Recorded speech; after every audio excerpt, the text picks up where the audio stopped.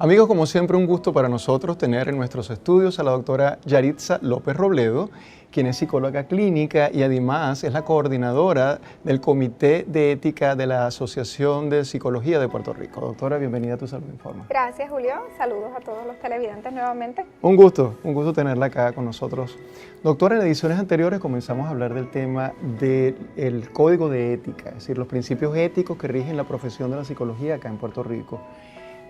Comenzamos el primer programa con el principio de competencia. Vamos a continuar con el principio de confidencialidad, que además es algo que generalmente preocupa mucho a los pacientes. Sí, el principio de confidencialidad establece que toda la información que se comparte durante la entrevista de psicoterapia o de evaluación se mantiene confidencial. Quiere decir que no se revela, no se le dice, no se comparte con otras personas fuera del contexto clínico, del contexto terapéutico. Y es importante mencionar que ese principio de confidencialidad tiene unas excepciones por ley. Una de ellas es, por ejemplo, que un paciente le diga al terapeuta o al clínico que se va a hacer daño o que le va a hacer daño a otra persona, tiene intenciones de hacerle daño a otra persona. Obviamente, si hay un riesgo para la vida del ser humano, la ley nos obliga a romper con esa confidencialidad. De la misma manera, si el caso estuviera en un tribunal y el juez ordenara al clínico tener que testificar sobre el caso, tendríamos que también, ¿verdad?, revelar parte de esa información. Pero fuera de esas circunstancias, lo que se comparte en el contexto de terapia o evaluación clínica se guarda como privado.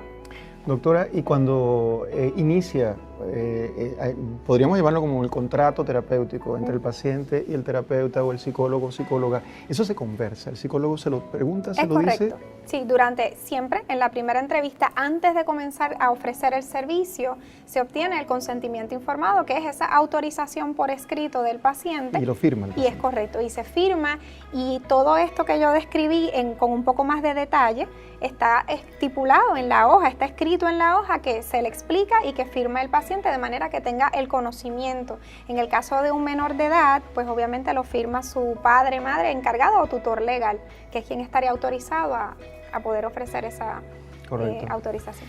Doctora, bueno, el tema de la no confianza, digamos, a veces se extiende a los miembros que trabajan dentro del equipo de salud. Por ejemplo, un paciente va y solicita servicios a un psicólogo o psicóloga y puede preguntarse, ¿y qué pasa? Mi expediente está en manos de la secretaria, del asistente, de otra persona que esté dentro del equipo. ¿Cómo hace uno para decir, tienes garantizado eso? Sí, es correcto. He tenido esa consulta por parte de algunos participantes, algunos pacientes, y ¿quiénes de los que están aquí van a ver esa información que usted escribe?